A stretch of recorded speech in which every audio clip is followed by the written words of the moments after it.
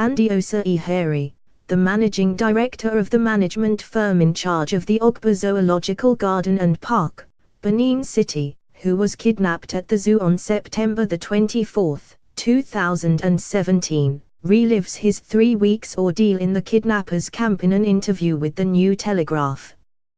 Did you have any premonition of security threat or attack on your person/staff, given the recent development at the zoo, prior to your kidnap?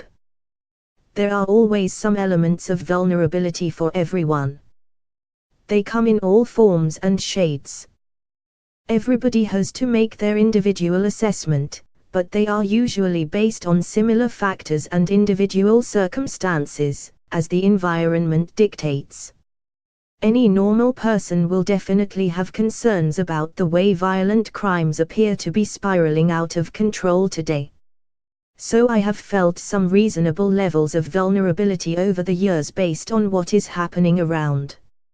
For example, my main anxiety has always centered on the protracted encroachment on the zoo by neighboring communities in Benin environs. Selling other people's land is now an occupation, and even communal lands are not reserved for subsequent generations. Assets entrusted to the zoo, including lands, forestry and buildings, have been raided. There is a high level of complicity in these matters, so much so that the zoo as a state ecological heritage has been left vulnerable to wanton plunder by land grabbers. Being an environmentalist, with leasehold over the zoo, it has been difficult to watch its assets, including pristine forest, being decimated without raising alarm. I am glad that Governor Godwin Obaseki has risen to the challenge of curbing these atrocities. So I had always considered myself vulnerable as a result of threats from these land grabbers and poachers. Even when you think you have no personal vulnerability, you can still fall victim to a chance incident anywhere. We just have to adjust our lifestyle and movement to reduce our exposure to the perceived threat level while being prayerful. In fact, you cannot avoid certain occupational hazards or situations whereby your views or position on issues could become sources of threats. On the fateful day, did you at any time have any sign or uncomfortable gut feeling?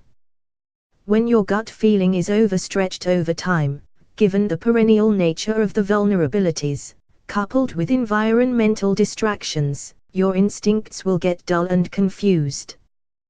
Most times you take evasive actions against an ambush or when you feel defenseless, but what happened on the day I was kidnapped defied both. It was clearly bizarre and not in the equation.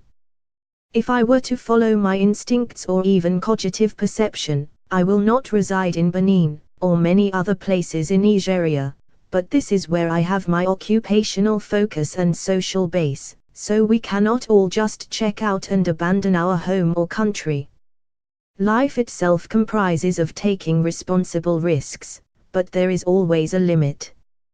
We just keep hoping that our security problems are a passing phase and that we will overcome both the social and economic challenges at the root of our security problems.